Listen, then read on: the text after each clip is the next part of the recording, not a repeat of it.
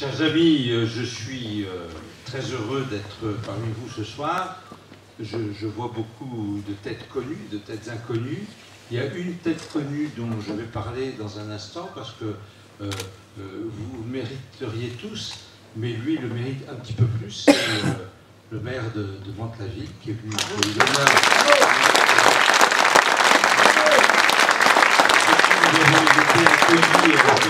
Et qui tout à l'heure vous racontera peut-être autour du pot de l'amitié la venue de Claude Barthelone, parce que peut-être que ça vaut son pesant de... Alors, nous sommes dans cette réunion publique, nous sommes dans la fin de enfin 4 semaines après, à peu près avant l'élection, il nous reste 3 semaines, donc 15 jours de campagne officielle. Je crois pouvoir dire que nous sommes correctement organisés.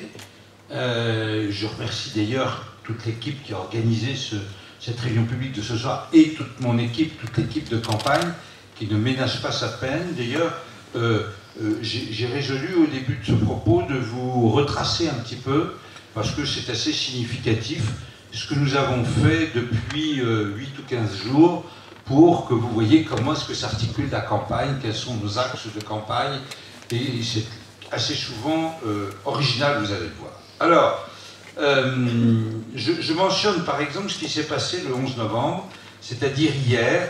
Tu as parlé de Charles Péguy, j'en parlerai en terminant, mais il y a eu un autre incident hier, 11 novembre, c'est à Arcueil, dans le Val-de-Marne, qui est une ville dirigée par les communistes, et où nous avons un élu qui s'appelle François Paradol, qui est allé déposer une gerbe aux cérémonies du 11 novembre, et à la fin du 11 novembre, il représente X dizaines de milliers des habitants et des citoyens d'Arcueil. Eh bien, vous verrez la photo, si vous voulez, elle existe, on voit tous les élus communistes et les élus de gauche lui tourner le dos pendant qu'il dépose sa gerbe.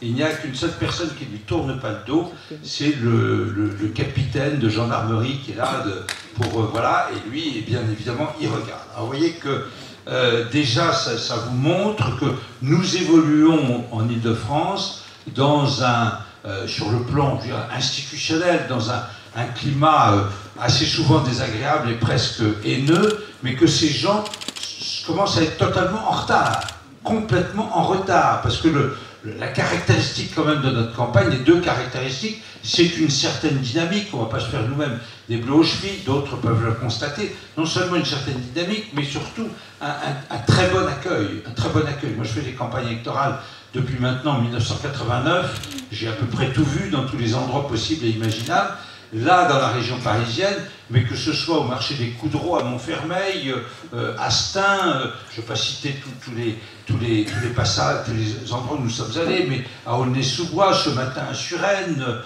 etc., etc., nous avons reçu partout des accueils de plus en plus chaleureux et de plus en plus amicaux, et surtout de plus en plus remplis d'espoir en nous, hein, ce qui nous donne, je vous le dirai certainement, ce qui nous donne beaucoup aucun droit, mais beaucoup de devoirs.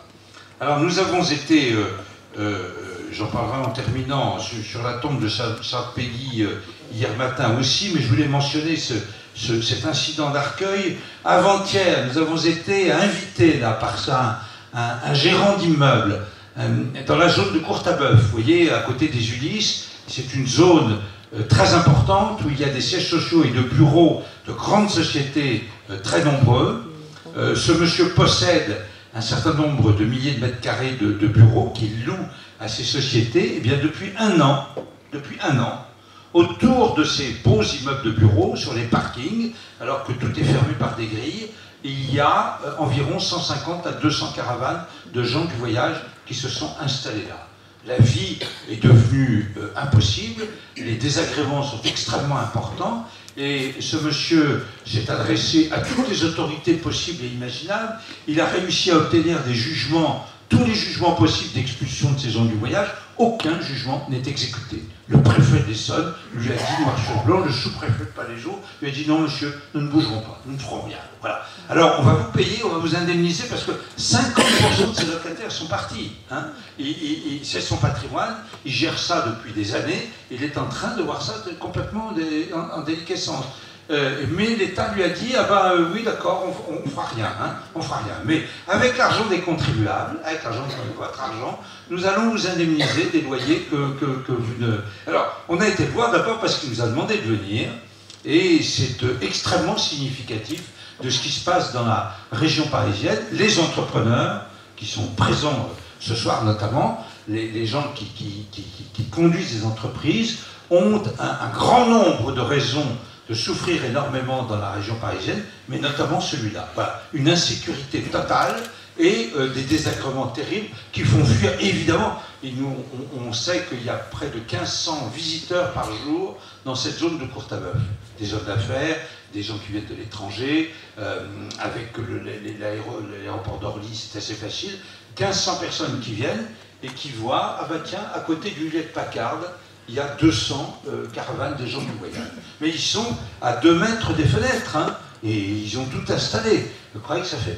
Voilà ce que notre gouvernement, à l'heure actuelle, c'est pas récent, hein, c'est depuis longtemps, montre. Et nous avons été dénoncés cela. On a réagi un peu à la proposition de Madame Vallaud-Belkacem de trouver d'autres critères à la répartition des enfants dans les écoles, les collèges et les lycées. Autre que la répartition géographique. Elle se creuse la tête pour essayer de combler cela. Moi, je lui ai simplement dit, écoutez madame, il y a déjà vous devriez faire une première étape, essayer de faire en sorte que tous les collèges et tous les lycées pour lesquels la région a une compétence soient bons. Voilà. Hein, vous pourriez y arriver, même si ça en est dans des quartiers difficiles dont on va parler tout à l'heure. Même vous prenez le taureau par les cornes, mettez l'argent qu'il faut, aidez le corps enseignant comme il doit être aidé, et faites que tous les lycées et tous les collèges soient de bons lycées et de bons collèges.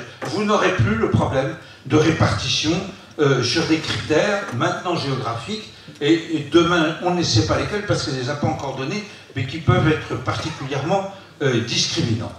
Autre moment important de notre campagne électorale, c'était lundi dernier, conférence de presse, où nous avons montré notre matériel électoral de fin de campagne. Alors, je dois dire que ça a eu beaucoup de répercussions. Ce matériel de campagne est en fait représenté par 2 tracts. Un tract qui sera distribué spécialement dans toutes les communes de moins de 5000 habitants d'Île-de-France, c'est-à-dire toutes les communes qu'on trouve au sud de l'Essonne, à l'est de la Seine-et-Marne, au nord du Val d'Oise, et qui sont les quartiers oubliés de l'Île-de-France. Nous aurons un tract spécial pour eux. Il y a une commune, puisque je suis dans les Hauts-de-Seine, on va poser la question, il y a une commune dans les Hauts-de-Seine qui a moins de 5000 habitants. Hein, toutes les autres se situent dans la Grande Couronne. Est-ce que vous savez, dans les Hauts-de-Seine, quelle est la commune qui a moins de 5000 habitants? Marne-la-Coquette. Marne-la-Coquette, voilà, exactement. Mais Marne-la-Coquette n'a pas besoin de notre tract parce qu'une grande partie des habitants paient... bon, voilà, voilà, exactement. Et nous avons une affiche spéciale pour tous ces territoires oubliés, ces territoires excentrés, qui est une affiche... je ne sais pas si elle a été mise ici, mais qui est une affiche qui s'appelle, qui a comme titre de préserver l'identité, avec une photo, voter Front National, et je pense qu'elle aura beaucoup d'effets dans ces endroits. Le deuxième matériel de campagne, qui est aussi un tract et aussi une affiche, est destiné... Floriane Degnaud est d'arriver.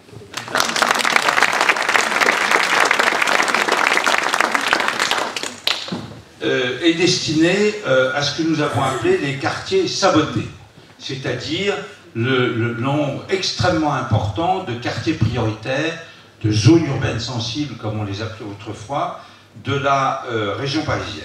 Et nous avons fait un tract spécial qui sera distribué dans tous ces quartiers, et une affiche où il y a la photo d'une jeune fille qui a les couleurs françaises peintes sur les joues, qui a un bonnet rouge, qui est fraîche et pimpante, et qui est à côté d'une autre femme qui, elle, est habillée d'une burqa complète. Et à ce slogan, choisissez votre bon lieu, votez Front National.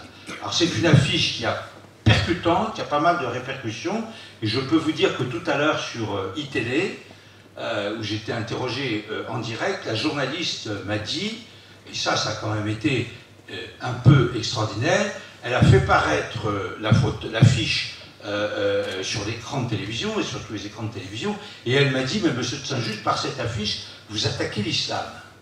Ah, je lui ai dit, écoutez, madame, ce que vous dites est quand même extrêmement grave, extrêmement grave. Vous êtes en train de nous prétendre que le fait de représenter une femme en burqa intégrale, c'est attaquer l'islam. Ce que vous dites est grave, car c'est complètement faux. C'est scandaleux de dire ça. Une très grande majorité de nos compatriotes de confession musulmane refusent ce signe public de communautarisme et n'en veulent pas. Et vous êtes en train de leur dire que ce signe de radicalité islamique, c'est l'islam. Nous avons voulu dénoncer par cette affiche percutante avec des slogans cet islam radical qui a pris possession d'une partie de ces quartiers prioritaires, nous savons, pas peut de se cacher derrière ce petit doigt. Son petit doigt, on le sait très bien, et il y a un certain nombre de drames qui sont arrivés en France et qui viennent de ce phénomène-là. Je rappelle que nous sommes quand même le seul pays européen, à ma connaissance, où un de nos compatriotes a été décapité. Souvenez-vous, à côté de Grenoble. Bon, ben finalement, voilà, on a presque encore accepté ça. Voilà. Bon. Donc, nous avons la légitimité pour dénoncer cela, et nous l'avons fait au début de la semaine, et nous allons le faire par la distribution de ces tracts et le collage de toutes ces affiches. Elles ont déjà été collées, d'ailleurs, je l'ai vu dans l'Essonne. Alors, vous voyez que cette campagne est extrêmement vigoureuse, et je voulais donc, en un instant, vous en donner un certain nombre de points saillants, parce que je pense qu'elle porte ses fruits. Vous avez vu, je pense tous, les sondages qui nous bénéficient. Alors, les sondages, ça n'est pas tout, mais les sondages sont en adéquation avec le résultat des départementales et le résultat des européennes. Je vous rappelle, le résultat des européennes, 17,5% en moyenne dans toute l'Île-de-France, et le résultat des départementales, 21,5% de moyenne dans toute l'Île-de-France. Alors c'est plus élevé parce que c'était plus tard, et aussi parce qu'à Paris, il n'y a pas de départemental, donc c'est plus élevé. Mais quand on a des sondages à 21% au premier tour et à 23% au deuxième tour, alors que la dynamique Front National dans la France entière est très importante, on peut y croire, quoi, à peu près. Enfin, bon, voilà, on sait qu'il se trompe. Monsieur Bartolone a été absolument furieux de ce sondage, et moi maintenant, je vous indique que donc je suis à 21% au premier tour, et que lui, il est à 22%. Parti socialiste.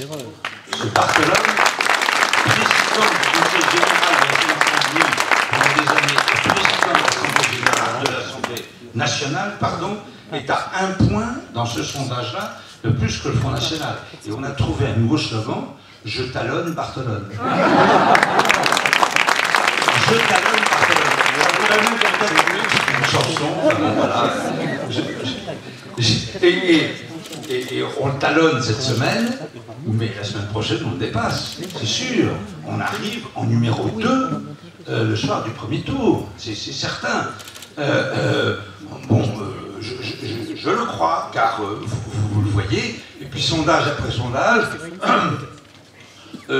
moment de campagne après moment de campagne, puis il n'y a pas que moi, enfin bon, je suis même très humble, nous sommes portés, il faut bien le savoir, par la dynamique de Marine dans les départements du Nord et en Picardie, par la dynamique de Marion, et puis par les autres dynamiques. Louis Alliot fait une très grosse campagne, Florian Philippot, je ne vais pas citer tout le monde parce que je vais en oublier, Gilles Penel en Bretagne, cette terre un peu de mission pour le Front National, il va obtenir certainement de très bons résultats. Donc je crois que nous pouvons être pleins d'espoir. Je ne dis pas du tout déjà le sentiment du pouvoir, du devoir accompli, car il nous reste, je vous l'ai dit, 3 semaines que nous allons complètement remplir.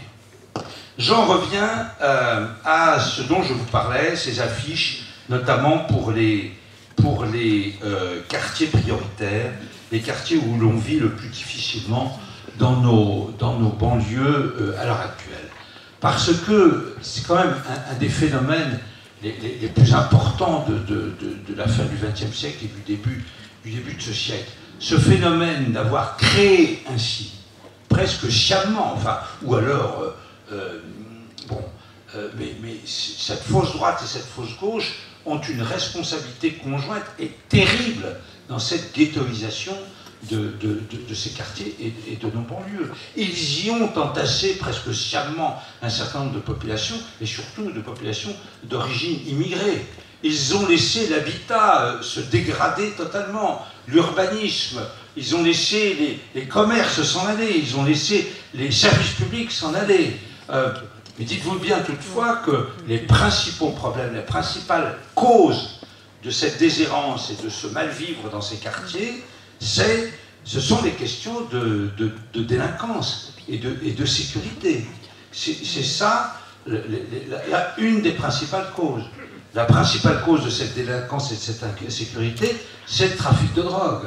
Et vous allez voir, je suis désolé de le dire, la dernière fois on m'a dit, mais vous faites dresser un tableau très noir, ou même obligatoirement noir de la situation. Donc ce n'est pas moi qui le dis, ce sont des spécialistes qui se sont penchés sur ces situations et qui ont sorti un certain nombre de chiffres qui sont extrêmement inquiétants. D'abord, dans tous ces quartiers, qui sont près de 160 dans la région parisienne, qui ne s'appellent plus les zones urbaines sensibles, mais qui s'appellent les quartiers prioritaires de la politique de la ville, eh bien, dans tous ces quartiers, on sait que la population est très jeune. Elle est plus jeune que dans les autres quartiers, les autres régions de France et les autres quartiers de France. On ne compte, voyez-vous les chiffres, que 20% de propriétaires dans ces quartiers. Alors que dans les autres, pardonnez de l'emphase, mais c'est ce que disent les spécialistes, dans les autres unités urbaines englobantes, on arrive à 47% de propriétaires. Seuls 16% des habitants de ces quartiers possèdent de 5 pièces ou plus, quand c'est le cas d'un quart dans toutes les zones urbaines. Un quart des familles, c'est-à-dire 25% dans ces quartiers, sont monoparentales, soit 10 points de plus qu'ailleurs. Vous voyez ce qu'ils ont réussi à construire. 10 points de plus qu'ailleurs. Les étrangers ou les Français par acquisition, c'est-à-dire les personnes ayant obtenu la nationalité française au cours de leur vie, sont 2 fois plus nombreux, c'est ce que je disais, dans ces quartiers prioritaires qu'ailleurs. Niveau de pauvreté, écoutez bien, hein, niveau de pauvreté 3 fois supérieur à la moyenne nationale. Et déjà, nous savons qu'à travers la France, nous sommes à près de 8 à 9 millions de nouveaux pauvres. En 2012, on comptait plus de 38% des habitants des quartiers prioritaires sous le seuil de pauvreté, c'est-à-dire ceux dont les revenus sont inférieurs à 60% du revenu médian. Cette proportion est 3 fois plus importante que celle qui prévaut au niveau national, c'est-à-dire 14%. Vous voyez comment on a agi dans ces quartiers. La pauvreté frappe encore plus durement les mineurs. Plus de la moitié des moins de 18 ans des quartiers prioritaires vivent sous le seuil de pauvreté. Chez les 18-24 ans, la proportion atteint 48%. C'est absolument dramatique et c'est insupportable. En plus, on a pu constater que la crise économique et financière que nous avons connue en septembre 2008 a particulièrement frappé. Elle a frappé un certain nombre de traders, elle a frappé à la bourse, d'accord, mais elle a particulièrement frappé les pauvres de ces quartiers prioritaires.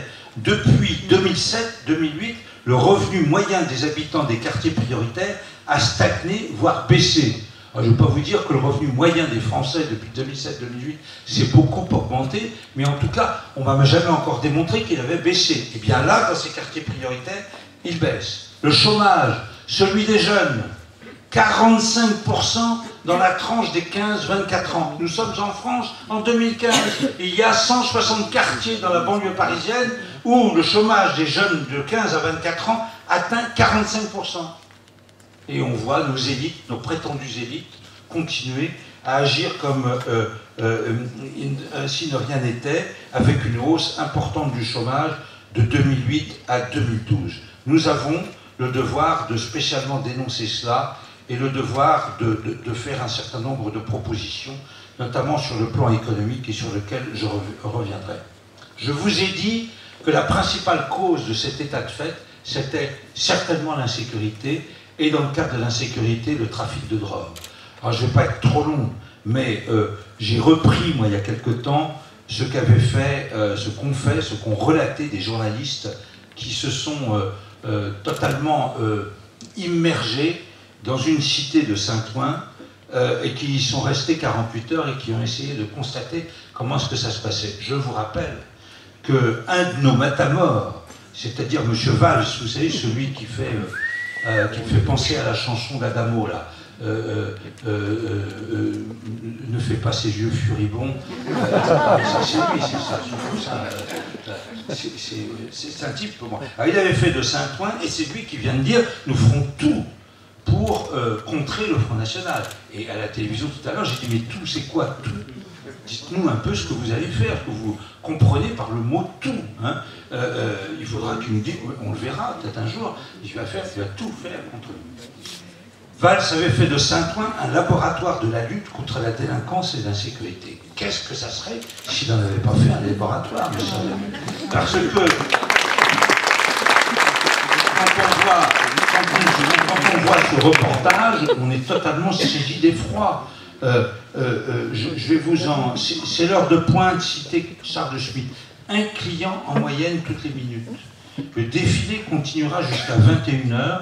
Ensuite, le rythme se ralentit. Les clients sont très divers. On est à 800 mètres à peine de la porte de Saint-Ouen. 0h30, les vendeurs et les guetteurs remballent la marchandise. Ils partent bruyamment, mais la cité retrouve son calme.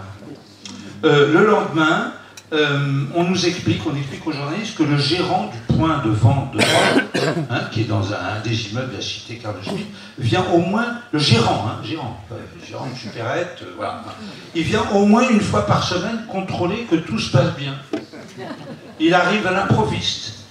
En général, quand il fait nuit, dans son Audi noir, aux vitres teintées, il est très très grand et il porte un gilet pare-balles. Voilà. 2015.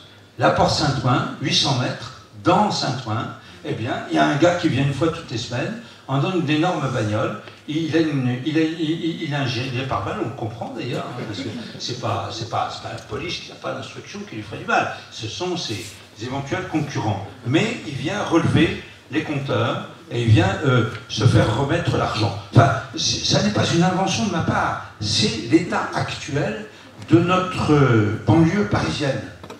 Qui est responsable de ça, notamment? Mais vous, M. Barthelone, vous avez dirigé, vous êtes aux affaires, comme on dit, entre guillemets, depuis maintenant très longtemps, et vous avez été président du Conseil général de la Seine-Saint-Denis. Est-ce que vous avez fait? Non, je pense que vous avez fait parvenir à l'aggravation de tous ces phénomènes. Une aggravation scandaleuse, une aggravation totalement inacceptable. Vous n'avez donc rien fait, mais vous avez fait autre chose. M. Barthelone, dans la Seine-Saint-Denis. Vous avez fait autre chose que je vais vous redire parce que je voudrais préciser à nouveau que je trouve que vous êtes incapable de diriger une collectivité territoriale et encore, ce que vous avez fait au Conseil général de la Seine-Saint-Denis, ça le démontre, mais ce que vous voudriez faire à la région, voilà, entre 2008 et 2015, hausse des impôts plus 65%, les impôts qui disent plus 65%. Suppression de 50% de la subvention, suppression de 50% de la subvention sur la carte Imagine Air. Augmentation du forfait améthyste qui bénéficie notamment aux personnes à mobilité réduite, plus 166%. Voilà des méthodes sociales, M. Barthelone. Suppression de l'aide à l'achat d'un ordinateur pour les collégiens de 6e. Suppression des aides aux crèches privées, diminution de 16% des aides aux crèches publiques, mais évidemment, la dernière mesure que je peux citer, augmentation du nombre de fonctionnaires, plus 1372 au Conseil général de la Seine-Saint-Denis entre 2008 et 2012. Donc, M. Barthelone, et le rapport de la Chambre régionale des comptes le démontre, M. Barthelone, vous n'êtes pas un homme qui sert, mais vous êtes un homme qui vous servez. qui vous servez, qui servent pour vos ambitions et pour vos places. On comprend que vous diminuez quand même comme ça dans les sondages. Les Franciliens et les Franciliennes se rendent compte, quand vous placez une Femen qui est venue dégrader publiquement à Notre-Dame en 3e ou 4e position dans l'Essonne, mais vous croyez, où êtes-vous, M. Barthelone? Ça vous arrive de prendre le métro de temps en temps? Je crois que ça n'a pas dû vous arriver depuis une vingtaine d'années. Vous ne vous rendez pas compte que vos électeurs eux-mêmes sont totalement scandalisés par cette pratique. Personne n'aime que ces femmes viennent dans ces conditions-là, dans des églises, d'autres lieux de culte ou à d'autres endroits, se conduire de cette façon. Et ils vont vous le reprocher. Ils vont vous le reprocher, Monsieur Barthelone, comme tout le monde à l'heure actuelle, et notamment les spécialistes de la gestion, comme la Chambre régionale des comptes, vous l'a notoirement reproché. Je crois, Monsieur Barthelone, que la perspective de remporter la région pour vous s'éloigne de plus en plus, mais la perspective que je passe devant vous au soir du premier tour se rapproche de plus en plus.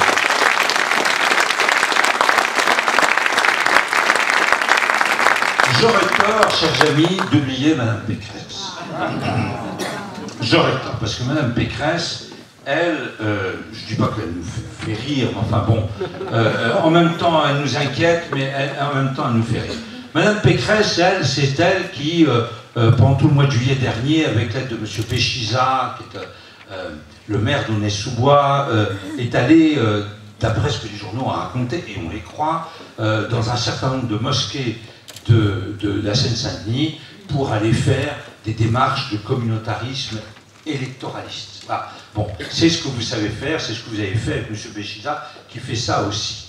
Nous, je vous l'avais dit, vous le savez, nous ne faisons rien de tel. Nous avons un discours clair et précis, par nos tracts, par nos affiches, à l'égard notamment de nos compatriotes de confession musulmane. Et dans le tract que nous avons fait, nous avons un encart où nous leur disons: vous êtes musulmans peut-être, mais français d'abord, et vous devez respecter les règles de la laïcité à la française. Mais nous n'allons pas, notamment dans les mosquées, dans les lieux de culte, pour essayer de draguer cet électorat. Ah, vous avez une autre mesure, et là, bon, il paraît que vous avez des conseillers autour de vous, enfin, bon, c'est d'une faiblesse, c'est quelque chose d'absolument incroyable. Pour essayer de juguler l'insécurité dans les transports, voilà une des mesures, la mesure emblématique de Mme Pécresse. Elle veut obliger tout le monde, par principe et maintenant, de porter une pièce d'identité, parce qu'elle a dit: ah oui, c'est ça qui est très embêtant, on les arrête quand ils fraudent, mais ils n'ont pas de pièce d'identité sur eux. Alors ils racontent qu'ils s'appellent monsieur un tel et qu'ils habitent à tel endroit, et on ne les retrouve jamais. Alors elle n'a pas l'idée de trouver les véritables moyens pour juguler la fraude. Non, elle dit: ils vont toujours frauder, d'accord, ça va frauder toujours autant, mais on va obliger toutes les personnes qui prennent les transports en commun à porter une pièce d'identité. C'est une mesure d'une faiblesse absolument terrible, parce que, d'abord, c'est une mesure liberticide, j'en parlerai dans un instant, mais c'est une mesure d'une totale inefficacité, parce que qu'est-ce qu'on va faire, qu'est-ce que fera le policier ou la personne de la sécurité de transport quand la personne n'aura pas de carte d'identité? On recommencera le même cycle, il lui racontera un faux nom, une fausse adresse, et ça recommencera. Donc, arriver à proposer cela, c'est d'une très, très grande faiblesse. En plus, c'est liberticide, et je vais vous dire pourquoi c'est liberticide. Parce que il faut bien qu'on adopte quelquefois quelques codes de nos adversaires. La seule fois où, dans notre histoire récente, le port de la carte d'identité obligatoire a été rendu obligatoire, c'est sous Vichy. C'est le maréchal Pétain qui avait obligé ça. Donc, allez dire que Mme Pécresse a une très bonne idée, elle a repris une mesure assez emblématique de Vichy pour la réactualiser aujourd'hui. C'est vous montrer la faiblesse, parce que je pense que si elle avait su, elle n'aurait pas dit cette... mais elle ne le sait même pas. Alors aussi, elle veut faire parce que c'est vrai que la drogue, on l'a vu, mais notamment dans les collèges et les lycées, la situation est ennuyeuse et même catastrophique. Elle veut faire des tests obligatoires et réguliers à tous les enfants des collèges et des lycées, un test de consommation de drogue. Alors Mme Pécresse, elle n'imagine pas qu'un État puisse vraiment se mettre à réprimer le trafic de drogue. Non, pour elle, on le voit bien, la cité Carl Schmitt à Saint-Ouen, ça restera toujours comme ça. C'est pas un problème pour elle. Elle ne dit pas, ça n'est qu'une élection régionale et nous n'avons pas de maîtrise de la répression du trafic de drogue, et elle ne dit pas, c'est l'État qui doit s'en occuper, c'est l'État qui doit réprimer de façon extraordinairement sévère et brutale le trafic de drogue et condamner de façon très sévère et très brutale les trafiquants de drogue. Non, elle dit, bon, bah, il y a beaucoup de drogue, et ben on va voir si les enfants se droguent ou pas, et elle remet encore là, sur le devant de la scène, une mesure d'une très grande faiblesse, ce test régulier auprès de tous les enfants, et encore une fois, une mesure qui, moi, m'apparaît liberticide et totalement inutile. Voilà la campagne de Mme Pécresse, qui me paraît véritablement faible. Il y a un autre marqueur de cette campagne qui, là, est un peu le signe de son hypocrisie, de son professionnalisme politicien, de sa volonté presque exclusivement de se faire élire et d'obtenir des places, c'est son alliance avec l'UDI et le MoDem. Chers amis, M. Huchon, il y a un mois, au Conseil régional, il a réuni le Conseil régional toute affaire cessante et il a dit on va voter une subvention de 5 millions d'euros en faveur des clandestins. Voilà. C'est M. Barthelone qui a dit la région Île-de-France doit être une région d'excellence pour l'accueil des clandestins. C'est lui qui a dit ça. Nous, on a donc légitimité, toute légitimité pour en parler. Surtout Huchon fait voter cette subvention de 5 millions d'euros. Alors on va au Conseil régional voir comment Mme Pécresse va agir, et on constate qu'elle a bien vu qu'il y avait une élection dans quelques semaines, et donc elle vote contre. D'accord, Mme Pécresse vote contre. Mais que font tous les conseillers régionaux UDI et MoDem du Conseil régional? Ils votent pour. Ils ne font pas que s'abstenir, ils votent pour et même prennent la parole pour féliciter M. Huchon en disant c'est une mesure nécessaire, obligatoire, avec l'argent des contribuables. Et Mme Pécresse, eh bien, elle fait campagne, la main dans la main avec tous ses conseillers UDI et MoDem, elle les a placés aux meilleures places, elle fait cette alliance est dure à peu près dans toute la France. M. Sarkozy, lui, s'en gargarise de cette alliance, mais c'est l'alliance d'une hypocrisie. Vous vous rendez compte que sur une mesure aussi symbolique et aussi grave que cette subvention pour les clandestins, eh bien, ils sont radicalement contraires, ils ne sont pas du tout d'accord entre eux. Il y en a un qui vote pour, l'autre qui vote contre. C'est pas grave. On fait campagne ensemble, on présente un seul programme et on prétend qu'on va pouvoir diriger la région pendant 6 ans. Alors, sur ce plan-là, Claude Barthelone est plus loyal, dirais-je. Il est plus clair et il est plus loyal. Madame Pécresse, ce que je dénonce chez vous, c'est cette hypocrisie politique absolument inacceptable et que nous continuerons à dénoncer. Il faut le faire parce que véritablement, dans la suite même des événements, cette hypocrisie va se voir.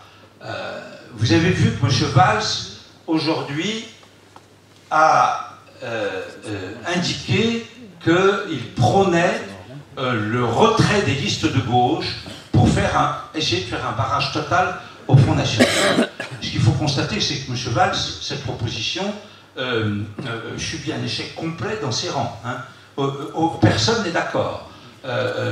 Surtout sur le candidat socialiste du Nord-Pas-de-Calais Picardie, M. de Saint-Ignon, il n'a pas dit à Valls ta gueule, mais presque. Hein. Quand on lit entre les lignes, c'est ferme pour claque merde. Excusez-moi, je suis un peu violent, mais c'est ça. Bon. C'est pas tellement Valls, moi, que je vise, c'est Nicolas Sarkozy. Parce que c'est la même chose que ce qui fait que Valérie Pécresse. Si Nicolas Sarkozy a été pour la première fois à l'Arc de Triomphe, à l'invitation de François Hollande, cette fois-ci, c'est tout à fait significatif. Si Nicolas Sarkozy a pris au téléphone Cambadélis il y a 15 jours, alors qu'un an avant il avait dit Cambadélis c'est qui? Je ne connais même pas ce gars-là. Bon, là, un an après, il prend un téléphone et dit Ah, monsieur Cambadélis, comme je suis heureux de vous voir, vous avez raison, il faut tout faire pour interdire à Marine Le Pen d'aller à parole et des actes, et je suis d'accord avec vous. Pourquoi est-ce qu'ils font ça? Parce qu'ils préparent tous les deux, cette alliance, non pas seulement avec l'UDI et les modèles, mais cette alliance technique, cette alliance de circonstances avec le Parti Socialiste pour essayer de contrer le juste vote populaire des électeurs du Front National. Quand Valls dit « nous ferons tout contre le Front National », Sarkozy n'a pas encore utilisé ce mot « tout », mais il n'en pense pas moins. Et non seulement ils feront chacun tout contre le Front National, mais ils vont le faire ensemble à un moment donné, de façon coordonnée, comme cul et chemise, comme des larrons en foire. Voilà ce que c'est que Sarkozy et Valls, et voilà l'attitude de Mme Pécresse dans le cadre de cette campagne, avec ses compagnons de route, UDI et Modem, avec lesquels elle n'est absolument pas d'accord sur le fond. Voilà, vous voyez que on comprend que les électeurs se tournent de plus en plus vers nous.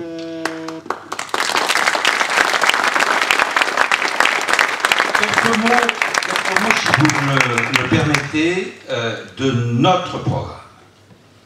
Parce que ces réunions publiques servent à ça, c'est à faire passer une partie de notre programme. Nous avons beaucoup travaillé. Ce programme, quand il est en format papier, il fait plus de 80 pages. Vous pouvez le consulter sur notre site de façon extrêmement facile. Je vous invite à le faire et à aller le répandre à l'extérieur. Mais ce programme est très précis et je voulais vous en donner certaines indications.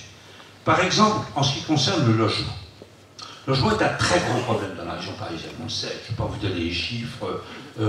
La fausse droite et la fausse gauche en ont fait une catastrophe depuis des dizaines d'années, c'est clair. Leur responsabilité est très importante. La région n'a pas de compétences considérables en matière de logement. Elle est capable surtout de donner de l'argent aux bailleurs sociaux, à ceux qui construisent et gèrent les parcs de logements sociaux. Fin des aides régionales aux projets de construction de logements sociaux ou très sociaux sur des communes ayant atteint les 25% requis par les lois solidarité et renouvellement urbain et du flot. Alors arrêtons-nous un instant sur cette question du logement social et sur le fait qu'on montre du doigt un certain nombre de communes où il n'y a pas le quota de logement social, où elles vont avoir des amendes et où elles sont montrées du doigt. En fait, comme toujours, on met la charrue avant les bœufs. Nous ne devons pas, surtout nous, militants adhérents du Front National, avoir peur du logement social. Nous ne devons pas avoir peur de la mixité sociale. Nous savons ce que c'est que la mixité sociale. Pourquoi est-ce que la mixité sociale ne marche plus en France? Pourquoi est-ce qu'elle a été détruite finalement? Pourquoi est-ce que le logement social c'est cette catastrophe? Mais parce qu'il y a tous les problèmes en amont qui n'ont pas été résolus. Les problèmes de la politique d'immigration, les problèmes de la politique d'insécurité et les problèmes de la politique de l'éducation. C'est parce que notamment ces trois grandes questions sont des échecs totaux que la question des logements sociaux, la question de la mixité sociale peut poser problème. Avec notre programme, celui du Front National, avec une Marine Le Pen présidente, nous commencerions à renverser la vapeur, à reprendre la pente ascendante, à réformer ces grandes questions dont je viens de vous parler, et après, ça coulera plus de sources. Je peux vous indiquer par ailleurs que, à notre sens, il n'est pas question de dépasser ce seuil de 25% qui a été fixé par les deux lois que je vous ai... parce que quand on les dépasse, tout le monde le sait, et ça ce sont les spécialistes qui parlent, on déséquilibre totalement la vie d'une commune et le marché immobilier d'une commune. Et on déséquilibre même et surtout la vie de ceux qui habitent dans ces logements sociaux ou dans ces logements très sociaux. Voilà. Madame Hidalgo, qui veut aboutir à 30% de logements sociaux à Paris, c'est de la folie pure et simple. Elle le fait, elle sait pourquoi elle le fait. Elle, avec Delanoë, ont réussi quand même à changer considérablement la composition sociologique de Paris. C'est certain, ils savent très bien ce qu'ils font. Conditionnement des aides à la construction ou à la rénovation de logements sociaux. Pour que la région puisse subventionner ces bailleurs sociaux devraient s'engager sur les critères suivants. Attribution. Nationalité française ou 10 ans de durée de cotisation sociale et casier judiciaire vierge. Évaluation semestrielle de l'évolution des revenus et de la structure familiale des résidents afin d'établir une meilleure rotation. Enquêtes inopinées et régulières sur l'occupation des logements sociaux. Combattre des occupations illégitimes ou combattre la surpopulation de certains logements dus à l'hébergement d'une famille multiple, ce qui n'est pas acceptable dans le logement social surtout et en France. Inclusion dans le règlement intérieur du respect de la laïcité dans les parties communes et extérieures du logement. Interdiction, donc, de tout signe religieux ostensible sous peine d'expulsion. Expulsion de tout locataire titulaire, ascendant ou descendant faisant l'objet d'une condamnation inscrite au volet 3 du casier judiciaire. Le logement social en France est extrêmement important. C'est un des volets importants d'une politique générale, notamment dans les zones urbaines. Il faut que ce logement social soit très contrôlé et que les bailleurs sociaux se conduisent de façon impeccable. La situation est tellement grave que la région serait dirigée par nous, serait obligée de mettre en avant ces critères pour que une vie, notamment une vie plus harmonieuse puisse revenir dans ces logements sociaux. Un mot sur notre programme relatif à la santé. La région a une compétence en ce qui concerne la santé. 2 propositions très précises qui nous ont été remontées par tous les professionnels de la santé dont nous nous sommes entourés pour rédiger ce programme, n'est-ce pas, Dominique Provence? Premièrement, création de centres de santé urbains dans les banlieues surpeuplées et difficiles. Car il y a un phénomène dans la région parisienne et dans les banlieues des grandes villes. Dans la région parisienne, c'est la désertification des médecins dans les zones les plus éloignées, dans la grande couronne, surtout des spécialistes, hein, et avec les difficultés de transport, et cette désertification aussi dans les quartiers prioritaires et les quartiers des zones urbaines sensibles. Donc il faut recréer des centres de santé urbains dans ces banlieues avec, nous ont dit les spécialistes, surtout la possibilité que les professionnels de la santé soient le plus déchargés de toute tâche administrative. Et ça peut nécessiter de l'argent de la région. Et création de plateformes mobiles dans les campagnes et les villages. Voilà où nous en sommes rendus. Au fin fond d'Essonne ou dans l'est de la Seine-et-Marne, quelqu'un qui n'a pas beaucoup de moyens, qui a des difficultés en plus à se déplacer, aura de très grandes difficultés à aller consulter un spécialiste. De très grandes difficultés. Parce que les spécialistes, il y en a de moins en moins. Eh bien, nous proposons de les faire venir à eux, et par ces plateformes mobiles qui peuvent être extrêmement modernes et comporter un peu le panel de tous les soignants et de tous les médecins, de faire venir à eux cette aide pour la santé qui me paraît absolument primordiale. J'en terminerai en ce qui concerne nos propositions. Dans ce département des Hauts-de-Seine, et je rejoins là ce que a dit Jeanlin tout à l'heure, dans ce département des Hauts-de-Seine qui est certainement, oui, qui est d'abord le département le plus riche d'Île-de-France, avec le PIB le plus important, et je pense le département avec le PIB le plus important de France, tout à fait considérable, un nombre très important d'entreprises, de grandes entreprises, mais aussi de PME, de TPE, un nombre très important de commerçants. Et nous avons voulu dans notre programme faire un effort spécial sur ce point-là. Vous savez que les 2 principales actions et compétences de la région, c'est d'une part l'action économique et d'autre part la formation professionnelle et l'apprentissage. Parce que ce sont des actions où la région paye et commande. Tandis que pour les transports et pour l'éducation nationale, elle fait surtout de payer, elle paye surtout, elle ne commande pas grand-chose. Mais pour l'action économique, elle paye et elle commande. Alors nous avons beaucoup analysé la situation, à l'aide de spécialistes, évidemment. Et notamment en ce qui concerne les PME, les TPE, les commerçants et les artisans, nous avons un certain nombre de propositions, étant entendu que, bien évidemment, puisque la région a été gouvernée pendant 3 ans, trois mandats, pardon, 17 ans par la gauche, la situation financière de la région est catastrophique. C'est l'augmentation des impôts, l'augmentation de la dette. Le capital de la dette est égal à 1 an de recettes, c'est-à-dire 5 milliards d'euros. Voilà, ils ont réussi, voilà. Bon, ils vont continuer, Mme Pécresse a proposé noir sur blanc que toutes ces propositions pour le transport seraient financées par la dette. Par la dette. Elle court toujours donc en avant, malgré cette situation financière catastrophique.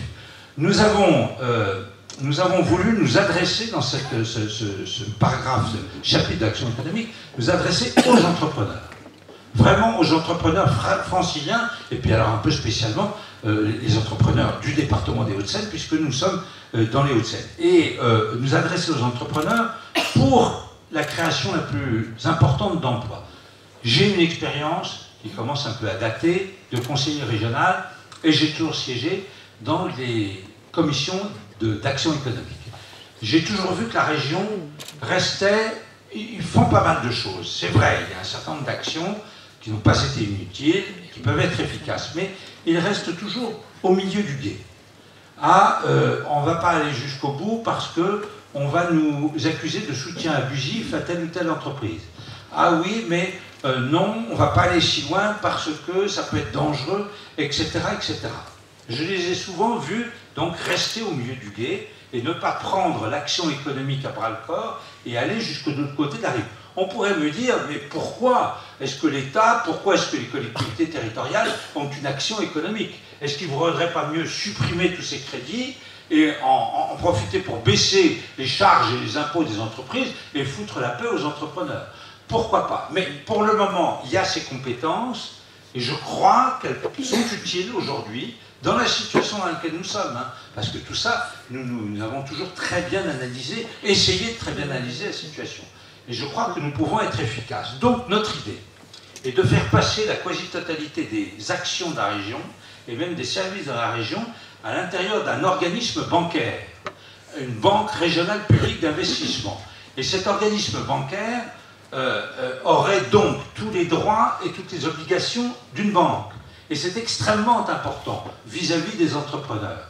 Rassurez-vous, cet organisme bancaire est public, donc il serait contrôlé par la région, et toutes les décisions d'individualisation de crédit seraient, comme maintenant ça l'est, soumises au vote démocratique des élus du Conseil régional, de la commission permanente du Conseil régional.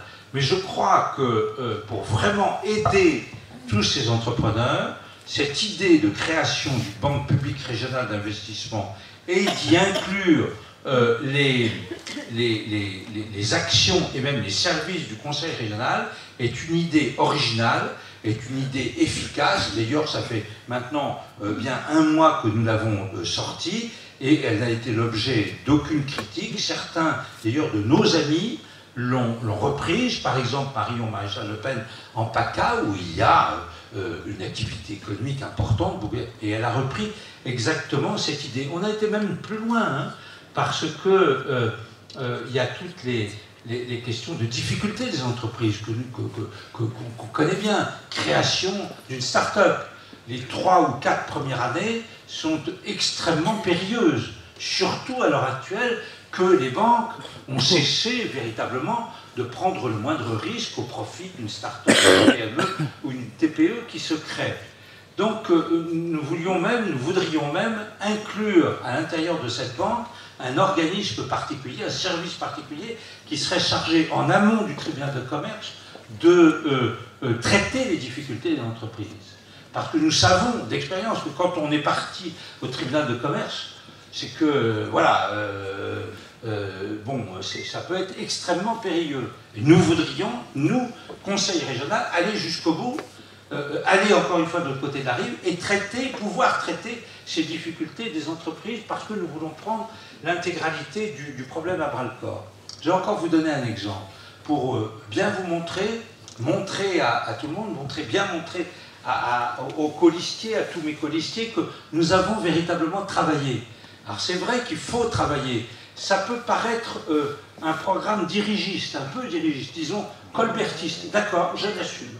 Je l'assume. La région a une mission de par la loi d'action économique. Elle a, à l'heure actuelle, 350 millions d'euros de dépenses de ce chef-là. Eh bien, il faut prendre ça à bras-le-corps et essayer de l'améliorer et d'être le plus efficace. Vous voyez, il y a un phénomène, par exemple, dans les sociétés, les start-up peuvent s'occuper de haute technologie, ou les sociétés qui font du commerce. Il y a un phénomène assez rapide, au bout d'un an et demi, 2 ans, de nécessité de recruter soit un ou des ingénieurs, soit un ou des commerciaux.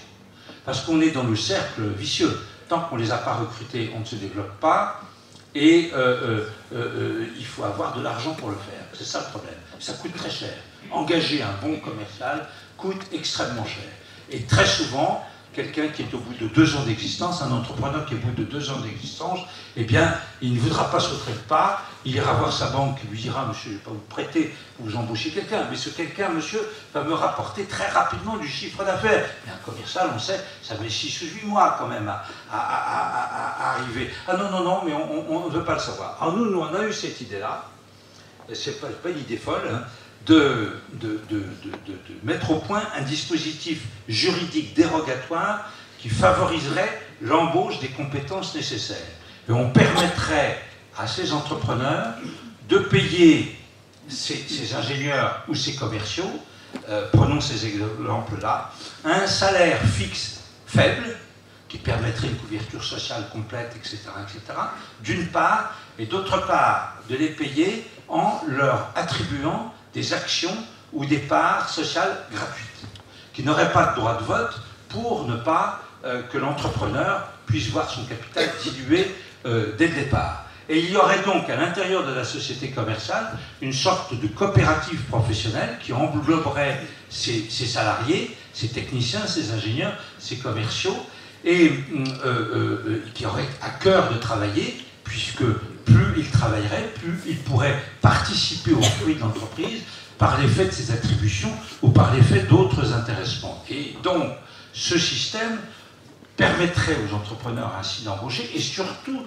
leur permettrait, parce qu'ils y ont mis évidemment au départ de leur argent à eux, ces entrepreneurs, ou de l'argent qu'ils ont pu trouver chez des amis ou de la famille, etc., ça permettrait qu'ils ne diluent pas le capital, la propriété du capital, et qu'ils ne soient pas dans ce dilemme, il faut que j'embauche, donc éventuellement je vais voir des business angels qui vont me prendre une partie du capital, etc. C'est toujours un dilemme extrêmement douloureux pour un entrepreneur. Et nous avons pensé à cela, nous pensons que ça peut être parfaitement efficace pour l'embauche véritablement de gens performants dans ces entreprises, et notamment ici dans les Hauts-de-Seine, que ce soit tous les quartiers performants que nous connaissons, de la Défense, d'Ichy-les-Moulineaux, etc., etc.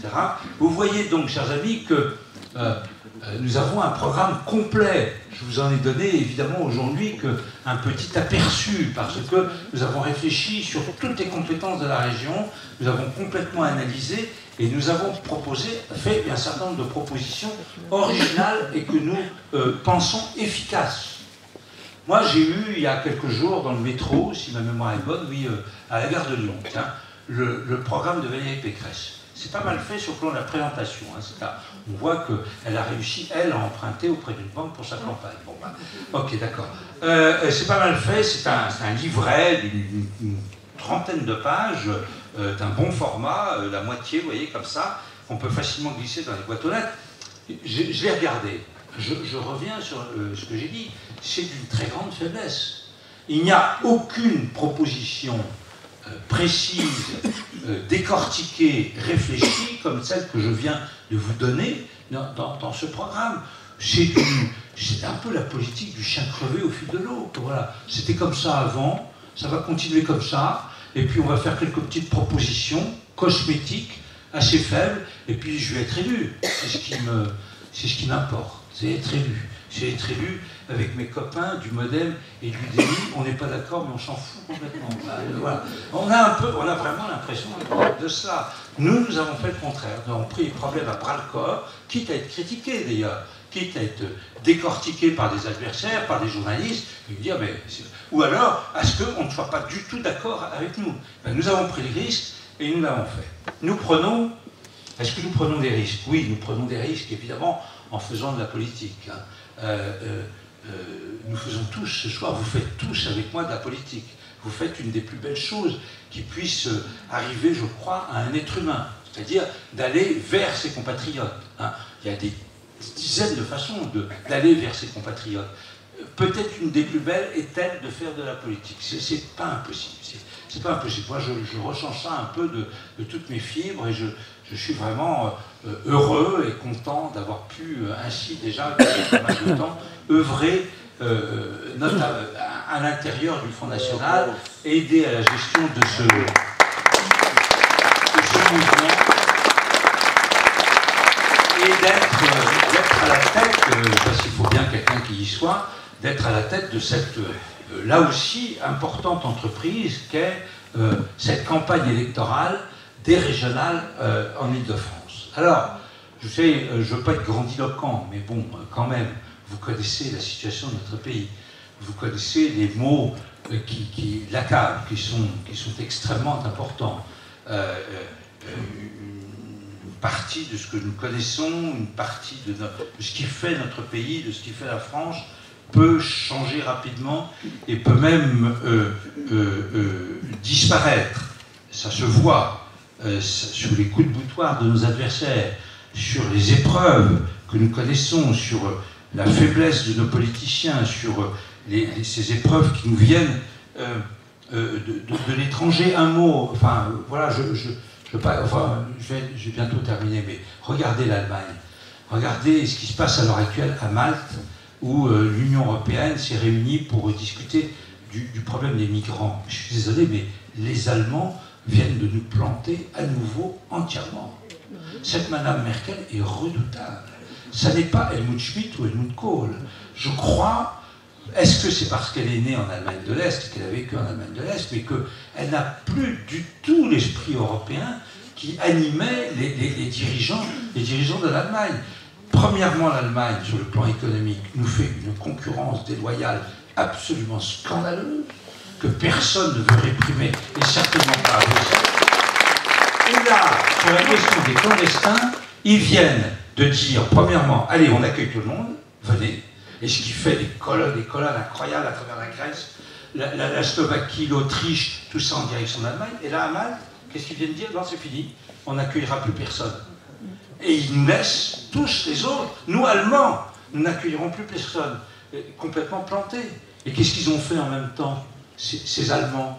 Mais, enfin, ça nous rappelle, on était le 11 novembre à Villeroy, lors de la première bataille de la Marne. Mais merde, enfin, ils sont en train d'espionner le ministre des Affaires étrangères français. Hein? Vous vous rendez compte? Non mais déjà les écoutes téléphoniques c'est quelque chose de terrible, d'extraordinairement insupportable. Eh bien ils ont à l'intérieur de l'Union européenne, ils se sont mis à espionner le ministre des Affaires étrangères de la France. Et vous voyez qu'il peut y avoir une solidarité en Europe, mais c'est foutu. L'Europe avec ces gens-là, avec ces Allemands-là de maintenant, ne peut plus exister, nous le savons bien. Donc nous voyons bien que les risques pour notre pays sont de plus en plus importants. Nous sommes depuis très longtemps au Front National, mais de plus en plus, compte tenu de ces très grandes difficultés que je vous détaille, avec Marine Le Pen, nous sommes entrés en résistance. Vous êtes entrés avec nous, puisque vous êtes là ce soir en résistance. Ah, c'est pas parce qu'on est à côté du Mont Valérien que je dis ça, mais presque, hein, qui est un des symboles de la résistance au nazisme, enfin aux personnes qui nous ont envahis. Encore une fois, cette concomitance de notre venue à Villeroy hier matin, et puis ici où nous tenons notre réunion publique au pied d'un des monuments les plus emblématiques de la résistance française, nous fait dire que même ce soir, à cette réunion publique, dans le cadre des élections régionales d'Île-de-France, nous sommes en résistance, nous resterons en résistance tant que nous n'aurons pas relevé notre pays. Je vous remercie.